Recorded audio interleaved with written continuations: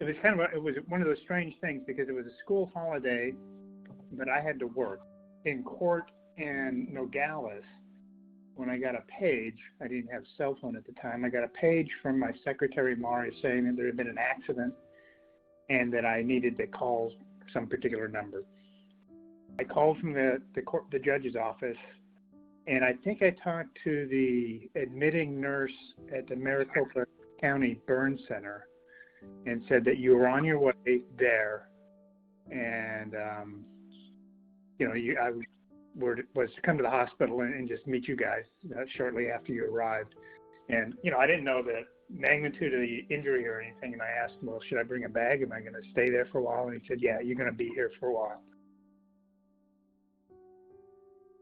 So the day of the accident, it was spring break, and it was just me and the big kids and you. Dad was in court in Nogales, and so I took you guys, and we were just doing a day trip. So I took lunch, and we drove down to Gardner Canyon, which is that road that turns off before Sonoyta, and went and met Grandma and Grandpa and Pam and Dawn at the corral. All you guys were running around. So we were sitting around the campfire, and the flames had died out, but it was still hot. It wasn't smoking anymore, but it was still hot. We had just covered it up. The campfire looked like it was out. It wasn't windy, so there was really no reason anybody to be worried, and we weren't leaving. There was another camper there that had a horse, and some of the pictures you've got you can see you guys were taking turns riding. And after we had moved away from the fire, we got distracted because some of the kids were arguing over who got to take the next turn, and so we were kind of focusing on that, and you wandered away from me.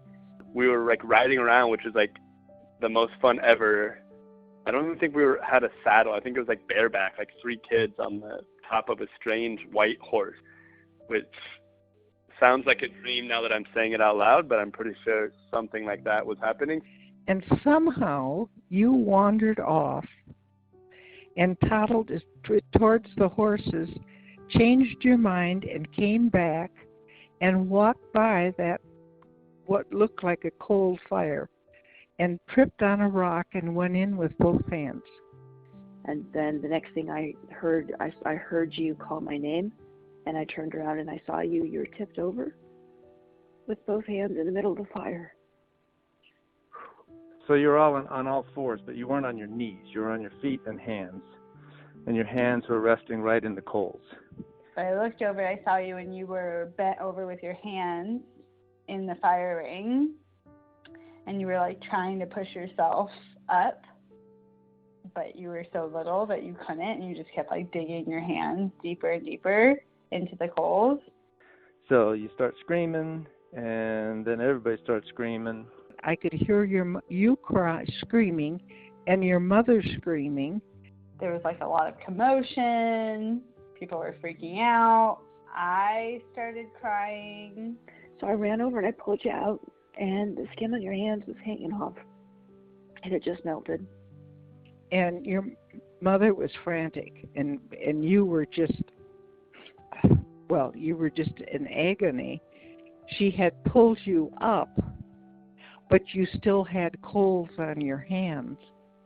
So I called for help. Grandma came over, Uncle Andy came over and dunked your hands. He brought the ice chest over and swished your hands in the ice chest to put out the coals. And Aunt Carrie gave you some pain medicine. And then Andy wrapped up your hands in wet towels. And we drove to the hospital. Uncle Andy drove, Grandma sat in front, and I sat in back with you. And Andy drove as fast as he could, and he kept saying, I wish we could find a patrolman that we could get there faster. But anyway, we got to TMC, and we pulled into the emergency room. And I remember they came out, and because I pulled into where the ambulances come, and they were coming out to scold me. But as soon as they saw you, all the scolding stopped. When we got to the hospital, Andy ran in and told them what had happened, and so they came out to meet us, and they rushed us through the emergency room and kind of past everybody else that was waiting. It's amazing when there's an actual real emergency how fast everybody works. And they unwrapped your hands and took one look and realized they couldn't help, and so they wrapped them back up gave you morphine and put us on the ambulance and sent us up to the Maricopa Hospital in Phoenix. And then we ended up, having to make some decisions there. I think your mom took a leave of absence from work for the rest of that semester. And the way it worked out is she was there during the week, and I would come up on weekends and maybe a Wednesday night or something like that. And you were there for, I don't know, maybe 3 or 4 weeks. I took a leave of absence. That was spring break, so that was in March.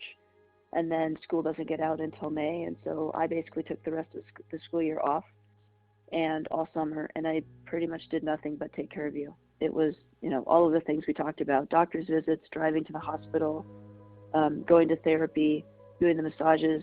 I was driving the kids around, but it was really, that's all we did. We all worried about you. Once you seemed to be on the mend, and after your first couple surgeries, people began to relax a little bit, but they were constantly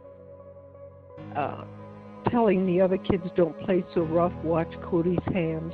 You would have to have these repeating surgeries, I believe, up until you were about a teenager. They kept having to do things while your hands were still growing. I don't know how much you remember, but the back of your hands are full of scars.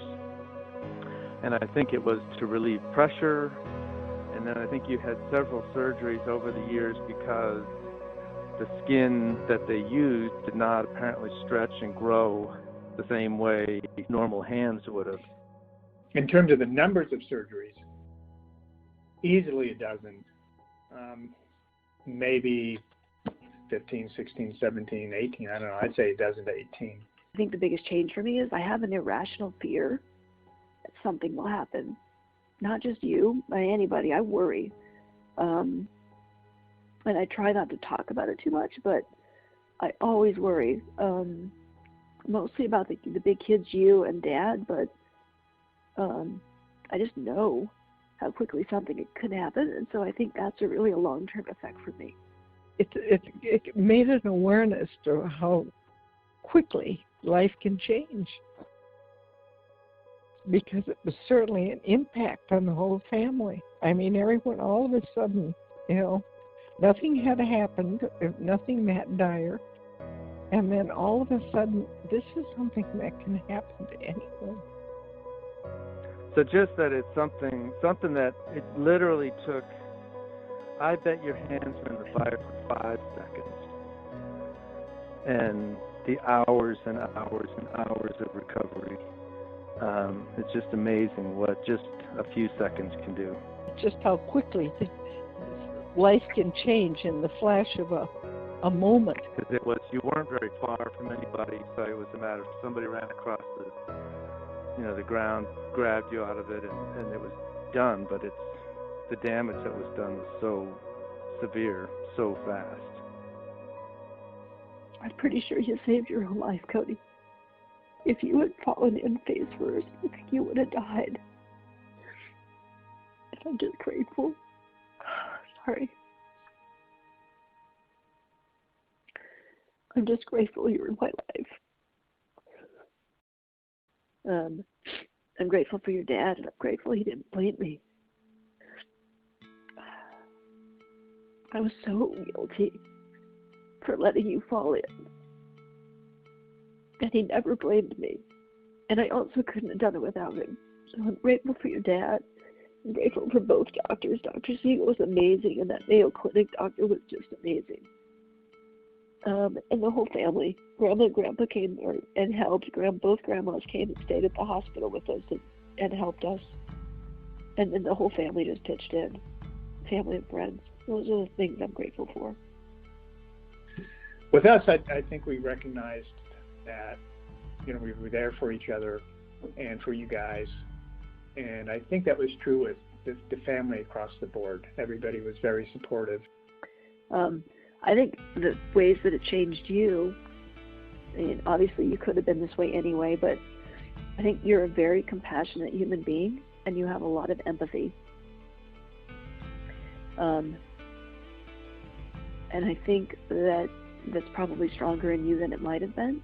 You went through a lot, and even though you don't remember the actual incident, you dealt with stuff that kids shouldn't have to deal with. And I think when other kids had and other people have challenges, you are very empathetic to them. I'm sure that there's some fine motor movement in your hands, some sensitivity that doesn't exist that otherwise would. But I don't know whether that limited you much. You remember when you played baseball, there were some clear limitations in that. And we had to get a padded glove to put inside your mitt because you didn't have the padding on your palm and the front of your hand. But again, in the long run, I think everything worked out fine. Your injuries did not seem to present that much of a handicap, if at all. And then as you grew older, how well you handled it and how well you handled the later surgeries, and you just took things in stride. It's, this happened and we make the best of it. And you did a good job of that. And you worked out. I mean, some of the greatest joy is like the volleyball trips that we took with you and watching you play basketball and volleyball and swimming and shit. You were a lifeguard. I mean, it's good. Life is good. Your hands, it ultimately was like such a small thing when you think about what could have happened or what other people have to face and things like that. And so, I mean, I'm just grateful that you're a normal kid. You're a normal kid doing normal stuff. And this seems to me the fact that you are a normal kid doing your thing is probably the best way that it could have ended.